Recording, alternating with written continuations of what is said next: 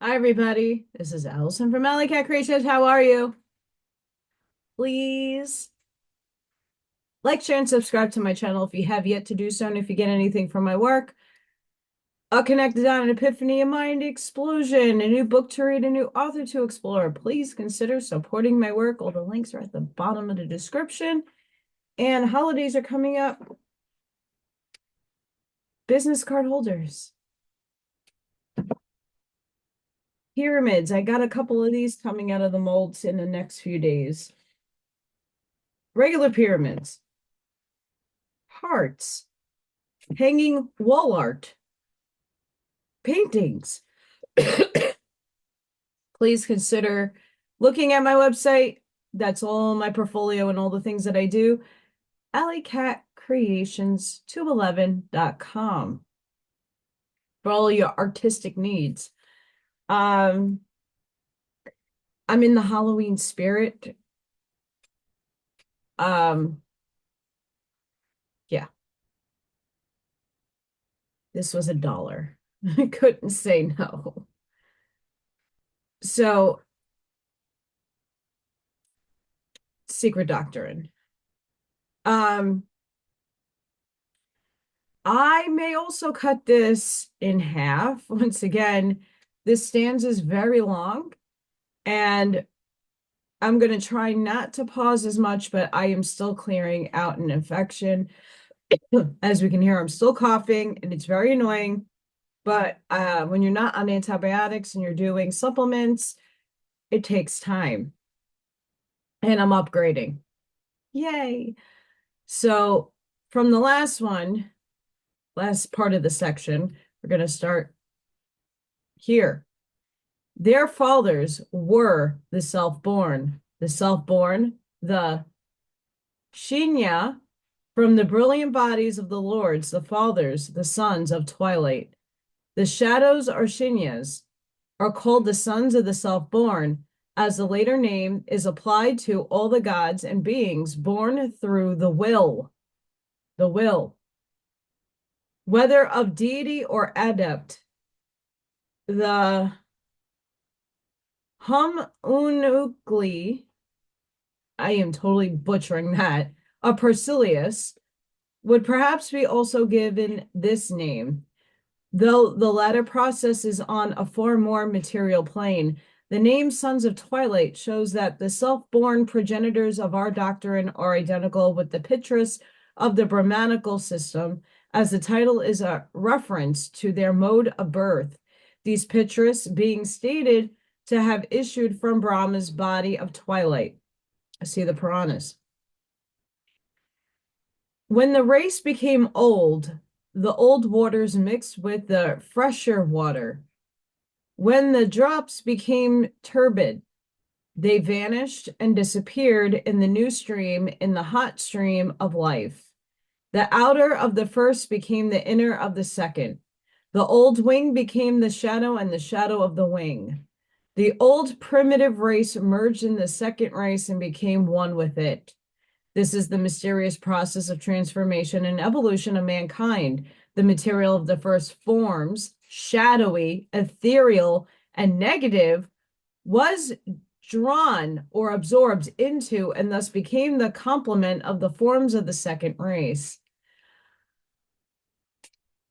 Let me finish. The commentary explains this by saying that as the first race was simply composed of the astral shadows of the creative progenitors, having, of course, neither astral nor physical bodies of their own, the race never died.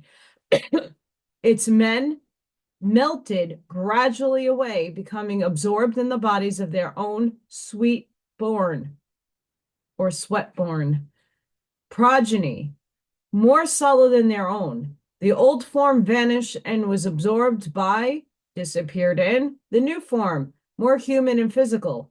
There was no death in those days of a period more blissful than the Golden Age, but the first or parent material was used for the formation of a new being, to form the body and even the inner or lower principles or bodies of the progeny. Pause here. I just read something very similar to this in the Law of One.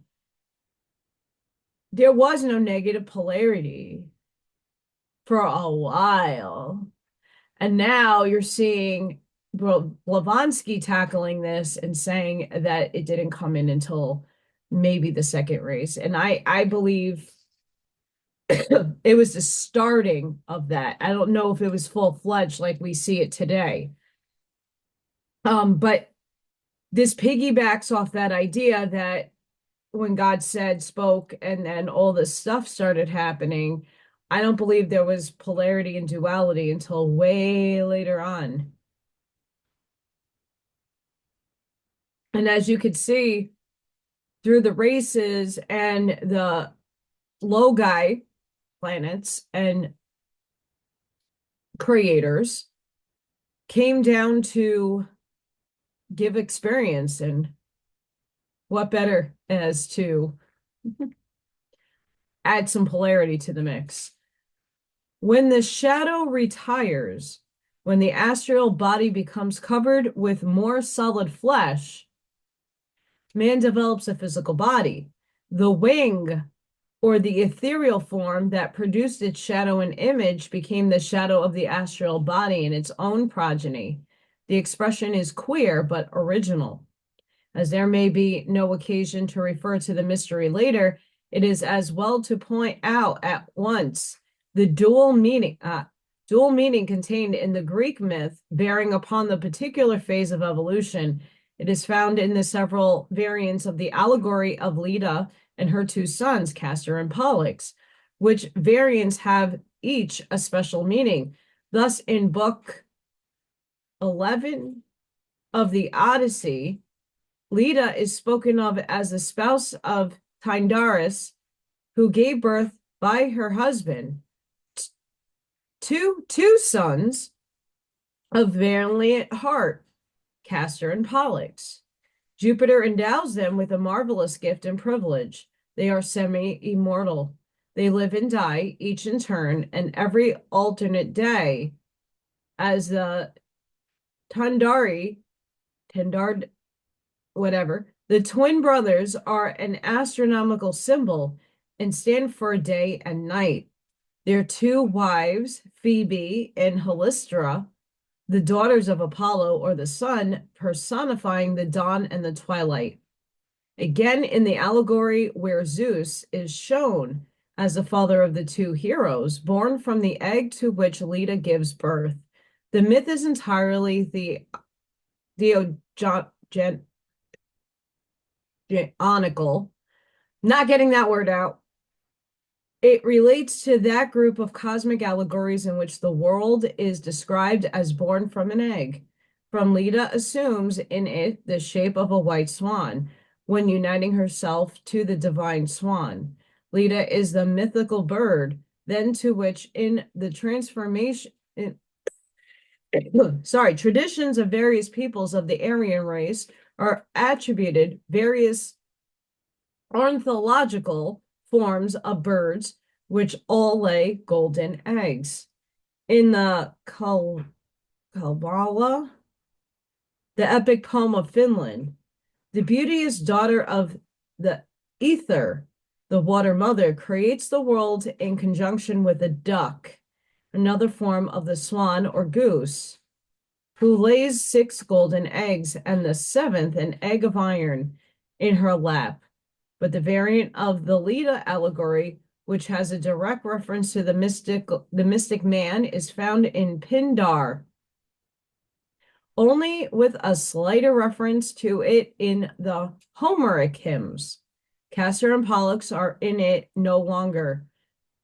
The Dioscure of Apollodorus, but become the highly significant symbol of the dual man, the mortal and the immortal.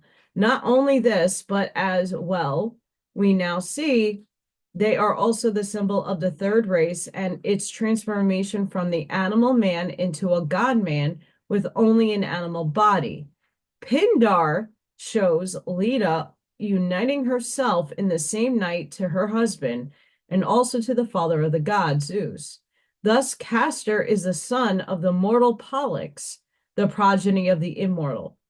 In the allegory made up for this occasion, it is said that in a riot of vengeance against the Hermaphrodite, Pollux kills Lenicus. Of all mortals, he whose sight is the most penetrating, but Castor is wounded by Idas. He who sees and knows. Zeus puts an end to the fight by hurling his thunderbolt and killing the last two combatants. Pollux finds his brothers dying. In his despair, he calls upon Zeus to slay him also. Thou canst not die altogether, answers the master of the gods. Thou art of a divine race, but he gives him the choice. Pollux will either remain immortal, living eternally in Olympus, or if he would share his brother's fate in all things, he must pass half his existence underground and the other half in the golden heavenly abodes. This semi-immortality, which is also to be shared by Castor, is accepted by Pollux. And thus, the twin brothers live alternatively, one during the day and the other during the night. Is this poetical fiction only, an allegory, one of those solar myth interpretations, higher than which no modern Orientalist seems able to soar? Indeed, it is much more. Here we have an allusion to the egg-born third race, the first half of which is mortal, unconscious in its personality, and having nothing within itself to survive, and the later half of which becomes immortal in its individuality by reason of its fifth principle being called the life by the informing gods, and thus connecting the monad with this earth. This is Pollux, while Castor represents the personal mortal man. Sorry, guys, I keep coughing. An animal of not even a superior kind when unlinked from the divine individuality. Twins truly, yet divorced by death forever, unless Pollux, moved by the voice of twinship, bestows on his less favored mortal brother a share of his own divine nature, thus associating him with his own immortality. Such is the occult meaning of the metaphysical aspect of the allegory.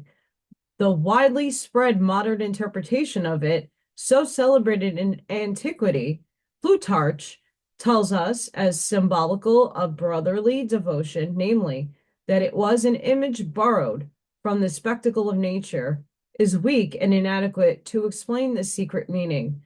Besides the fact that the moon, with the Greeks, was feminine and exoteric mythology, and could therefore hardly be regarded as Castor, and at the same time be identified with Diana. Ancient symbologists who held the sun, the king of all sidereal orbs, as the visible image of the highest deity, would not have personified it by Pollux, a demigod only. If from Greek mythology we pass to the Mosaic allegories and symbolism, we shall find a still more striking collaboration of the same tenet under another form. Unable to trace in Genesis the egg-born, we shall still find they're unmistakably the androgynes, and the first three races of the secret doctrine hidden under most ingenious symbology in the first 4 chapters of Genesis. Dum dum dum. The divine hermaphrodite.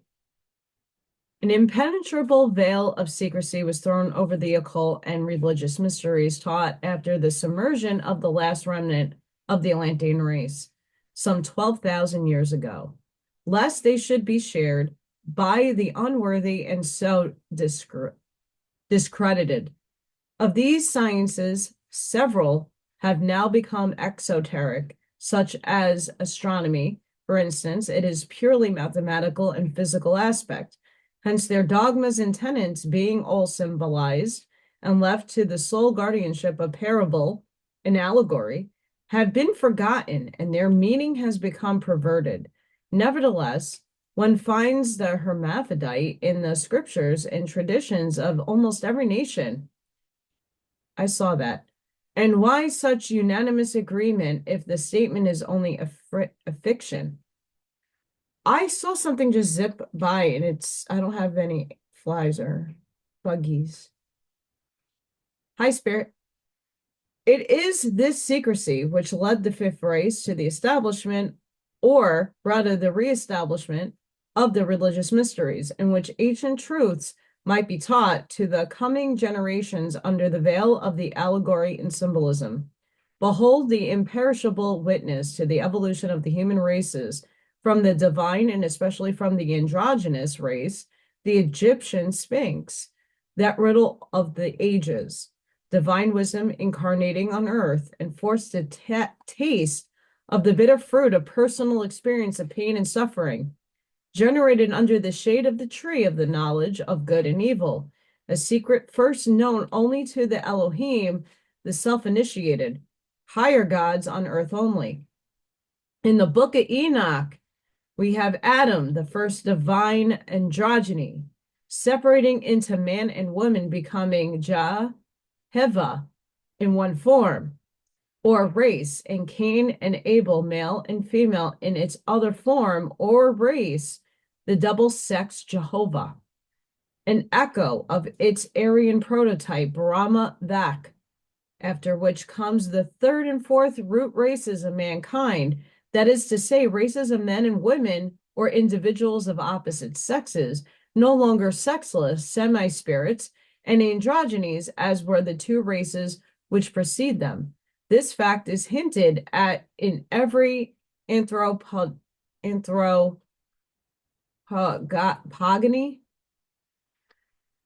These words are killing me here. It is found in fable and allegory, in myth and revealed scriptures, in legend and tradition, because of all the great mysteries inherited by initiates from hoary antiquity.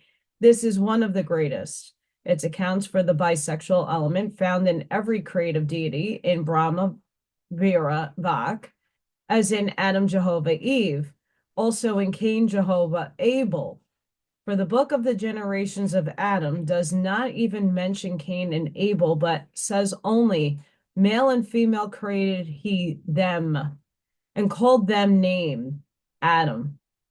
Then it proceeds to say, and Adam begat a son in his own likeness, after his image, and called his name Seth, after which he begets another son and daughters, thus providing that Cain and Abel are his own allegorical permutations.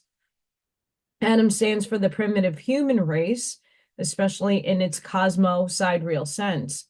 Not so, however, in its theo-anthropomorphical meaning.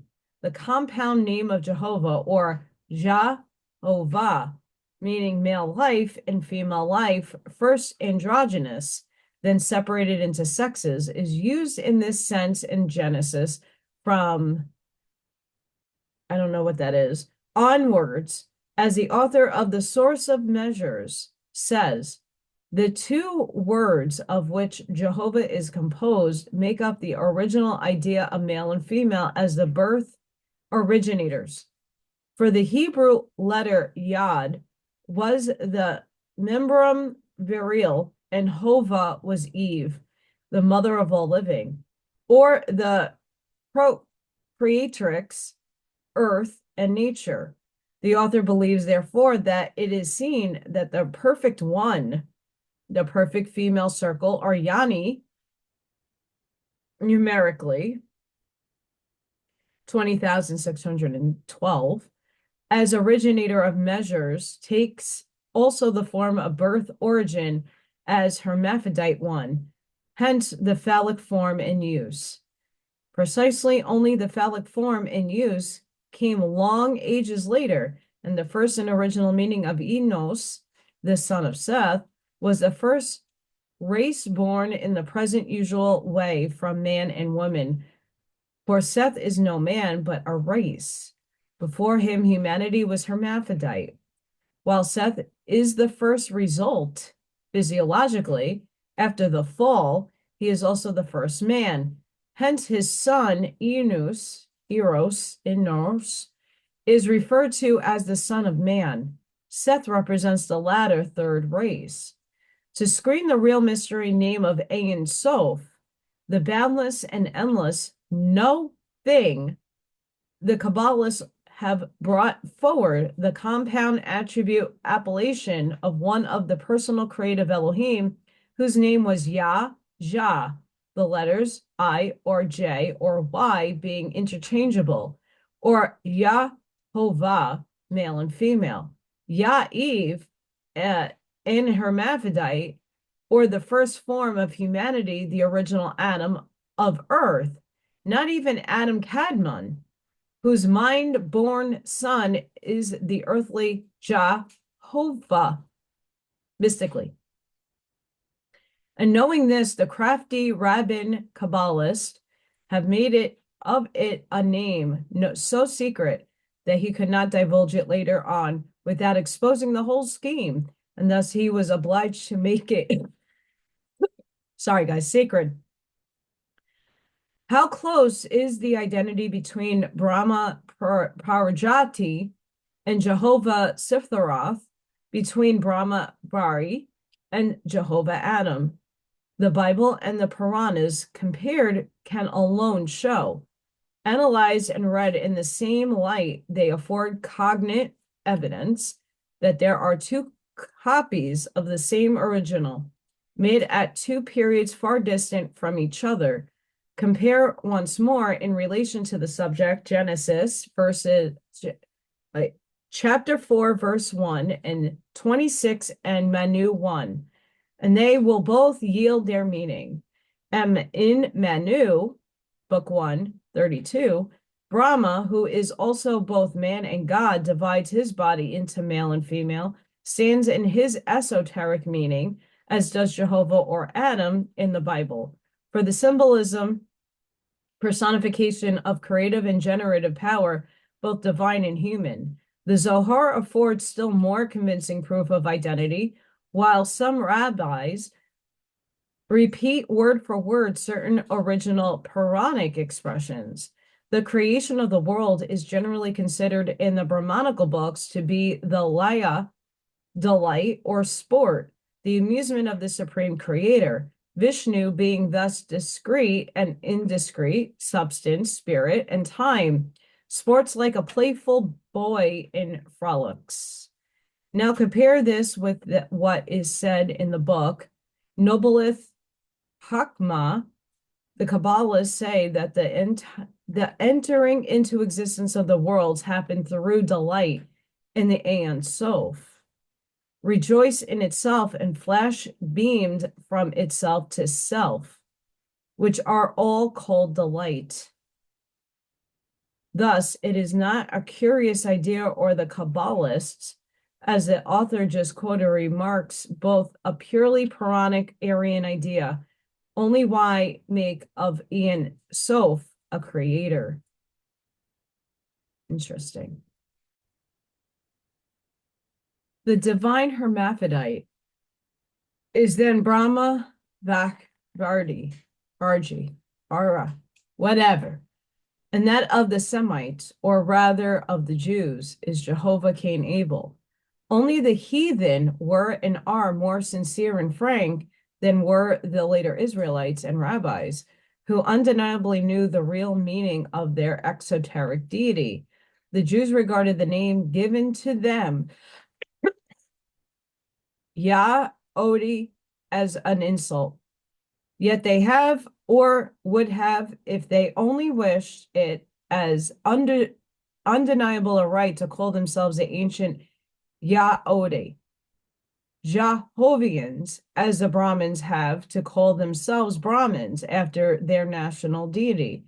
For Jehovah is the generic name of that group or hereditary hierarchy of creative planetary angels under whose star their nation has involved. He is one of the planetary Elohim of the regent group of Saturn. Verse 26 of Genesis, when read correctly, would alone give them such a right, for it calls the new race of men sprung from Seth and Enos, Jehovah, something quite different from the translation adopted in the Bible. To him also was born a son, Enos. Then began men to call themselves Yah, or Yahovah, to wit, men and women, the lords of creation. One has but to read the above mentioned verse in the original Hebrew text, and by the light of the Kabbalah, to find that instead of the words as they now stand translated, it is, then began man to call themselves Jehovah, which is the correct translation, and not then began men to call upon the name of the Lord. The later began a mistranslation, whether deliberate or not. Again, the well-known passage, I have gotten a man from the Lord, should read, I have gotten a man, even Jehovah. Luther translated the passage one way, the Roman Catholics quite differently. Bishop Wordsworth renders it Cain. I have gotten Cain from Kennethy. I have gotten Luther. I have gotten a man, even the Lord, Jehovah, and the author of the source of measures. I have measured a man, even Jehovah. The last is the correct rendering because A, a famous rabbi, a Kabbalist, explained the passage to the writer in precisely this way, and B, because this rendering is identical with that in the secret doctrine of the East with regard to Brahma. In Isis Unveiled, it was explained by the writer that Cain is the son of the Lord, not of Adam. The Lord is Adam Kadmon, the father of Yod Shiva, Adam Eve, or Jehovah, the son of sinful thought, not the progeny of flesh and blood. Seth, on the other hand, is the leader and the progenitor of the races of the earth, for he is the son of Adam exoterically, but esoterically, he is the progeny of Cain and Abel, since Abel, or Hebel, is a female, the counterpart and female half of the male Cain, and Adam is a collective name for man and woman, and man and female created he, them, and called their name Adam. The verses in Genesis from, I don't know what that is, are purposely mixed up for the Kabbalistic reasons. After man of Genesis, chapter 1, 26, Enos, son of man of chapter 4, 26. After Adam, there's missing letters to a word, so I'm just going to read it as is. Androgyny, after Adam Kadmon, the sexless. The first, Logos, Adam and Eve, once separated, some finally Jehovah Eve and Cain Jehovah. This represents distinct root races for millions of years elapsed between them. Hence, the Aryan and the Semitic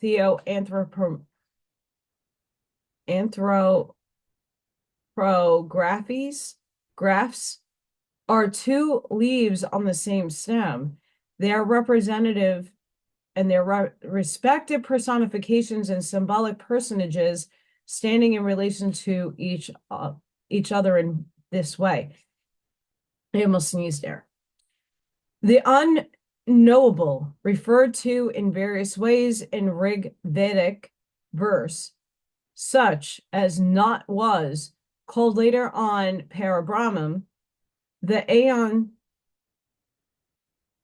there's Hebrew there, nothing, or the Aeon Sof of the Kabbalists, and again the Spirit of God that moves upon the face of the waters in Genesis. All these are identical. Moreover, in Genesis is placed as verse 1 in the secret Kabbalistic text, where it is followed by the Elohim creating the heaven and the earth. This deliberate shifting of the order of the verses was necessary for monotheistic and Kabbalistic purposes. Jeremiah's curse against those Elohim gods who have not created the heavens and the earth shows that there were other Elohim who had. The heavenly Manu, not getting that out, who sprang from, not getting that out, Narana, the self-existent, and Adam Kadmon of the Kabbalists and the androgyny man of Genesis chapter 1 are also identical. Manu, can't get that out, is Brahma, or the Logos, and he is Adam Kadmon, who in Genesis separates himself into two halves, male and female, thus becoming Jehovah or Jehovah Eve, as Manu, that very long Indian word, or Brahma, separates himself to become Brahma Varji and Vakvari, man and female. All the rest of the text versions being blinds. Vak is the daughter of Brahma and is named Sata Rupa, the 100-formed and Sarvarti, however you say that word, generates the mother of the gods of all living. She is identical with Eve, the mother of all the lords or gods or of all living. Besides this, there are many other occult meanings. What is written in Isis, although scattered about and very cautiously expressed at the time, is correct. Explaining esoterically Ezekiel's wheel, it is said of Jad-Heva or Jehovah. When the ternary is taken in the being of the tetragram, it expresses the divine creation spiritually, without any cardinal sin. Taken at its opposite end, it expresses the latter. It is feminine. The name of Eve is composed of 3 letters. That of the primitive or heavenly Adam is written with 1 letter, Yod or Yad. Yah. Yodh. Therefore, it must not be read Jehovah, but Aiva or Eve. The Adam of the first chapter is a spiritual, therefore pure androgyny, Adam Kadmon.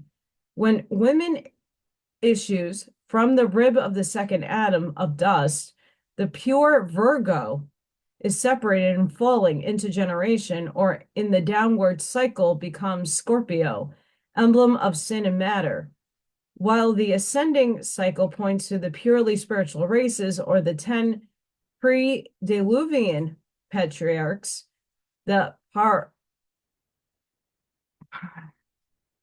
not getting that, and the Sitharoth are led on by the creative deity itself, who is Adam Kadmon or Yad Shiva.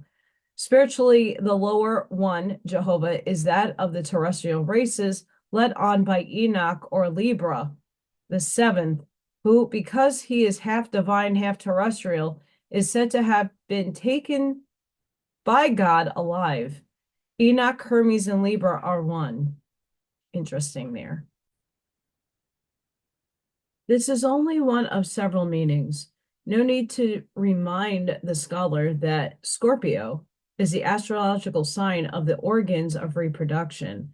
Like the Indian rishis, the patriarchs are all convertible in their numbers, as well as interchangeable.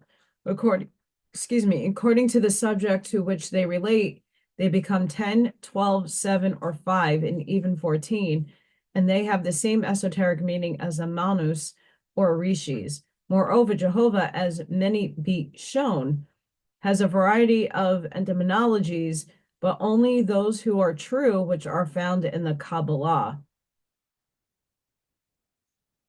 Eliv is the Old Testament term and was pronounced Yahvah. In man suggests that it is contracted from the 2 words Yadho Iha, Yadho Yah, or Yadho Yah. Punctuated it is, which there's Hebrew here, which is, however, a rabbinical caprice to associate it with the name Adonai, or which has the same points. It is curious and indeed hardly conceivable that the Jews anciently read the name Adonai when they had so many names, of which Yahoo and Yah and Aya constituted a part, but so it was. And Philo, Valbulus, who gives us the so-called fragment of the Sanchan, whatever huge word here, spell it in Greek letters, Yavo or Javo. Theodore says that the Samaritans pronounce Yahav and the Jews Yaho. Professor Gibbs, however, suggests its punctuation thus, Yihava, and he cut the Jordian knot of its true occult meaning. For in this last form, as a Hebrew verb, it means he will be.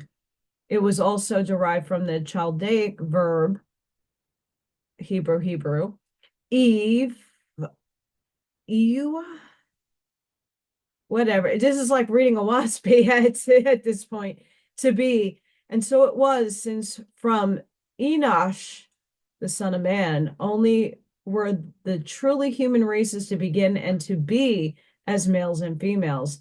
This statement receives further corroboration in as much as Parkhurst makes the verb to mean to fall down in generation or matter, and to be to continue as a race. The aspirate of the word Eva, to be, being Eve, which is a feminine of and the same as Heb, the Grecian goddess of youth and the Olympian bride of Hercules, makes the name Jehovah appear still more clearly in its primitive double sex form.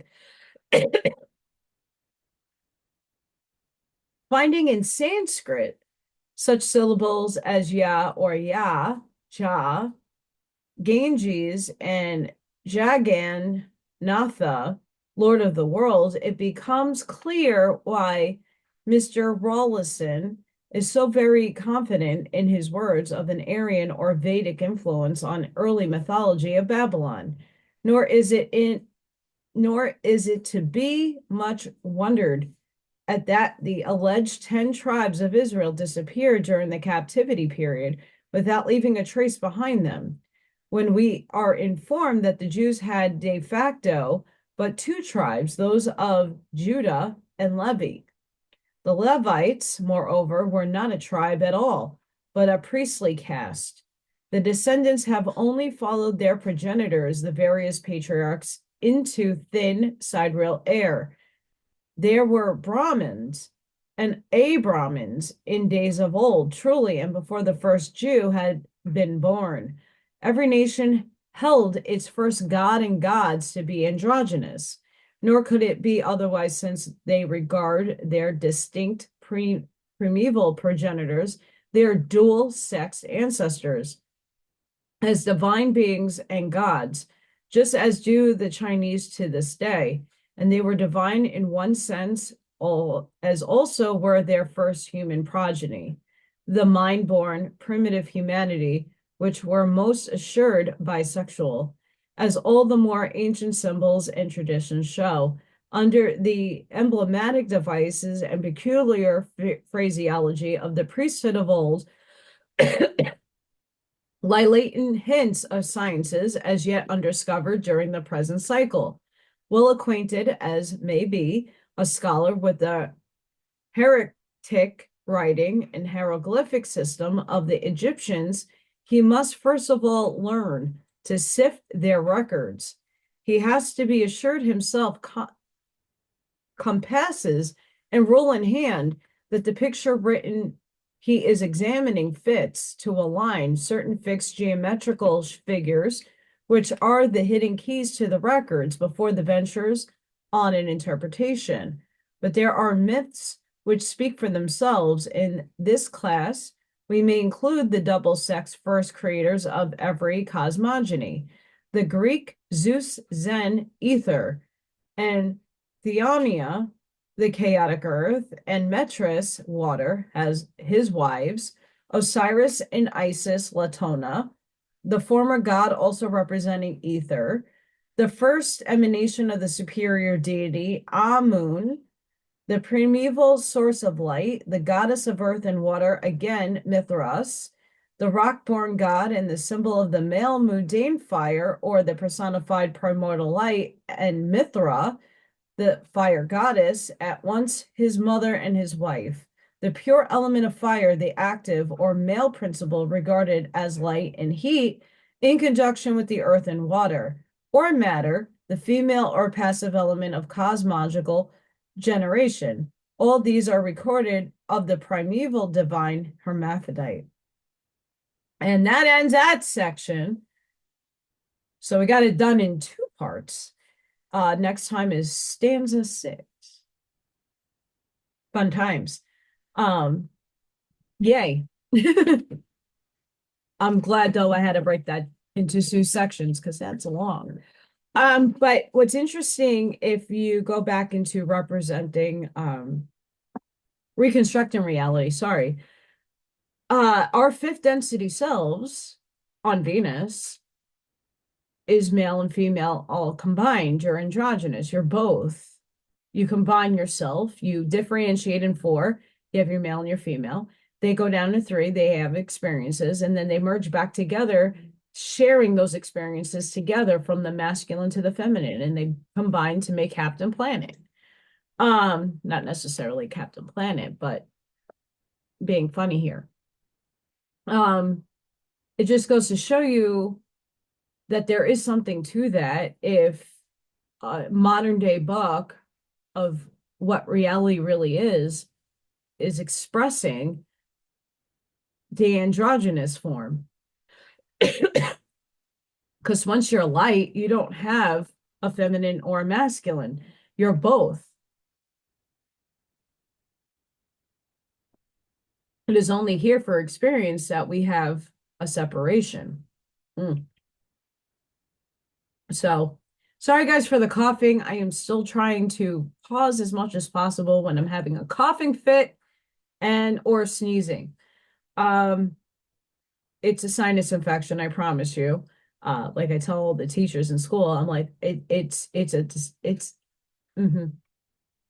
not fun and not new to me, but I'm not having a cold or anything.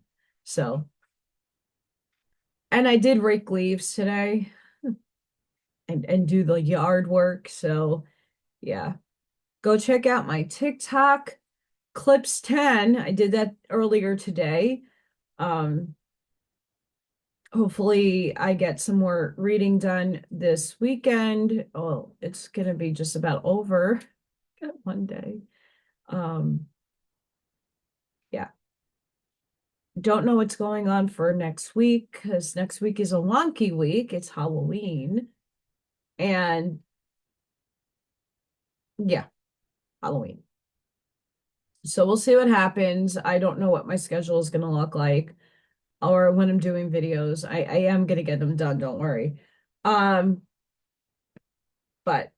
please don't forget to like, share, and subscribe. Thank you to everybody who does that. And sending each and every one of you love, like a passion, grace, shielding, and protective energy. Please go within. Be the shoulder. Be the lighthouse. Seed your truths. And I hope to see you guys on the next one. Thank you for watching. Bye for now.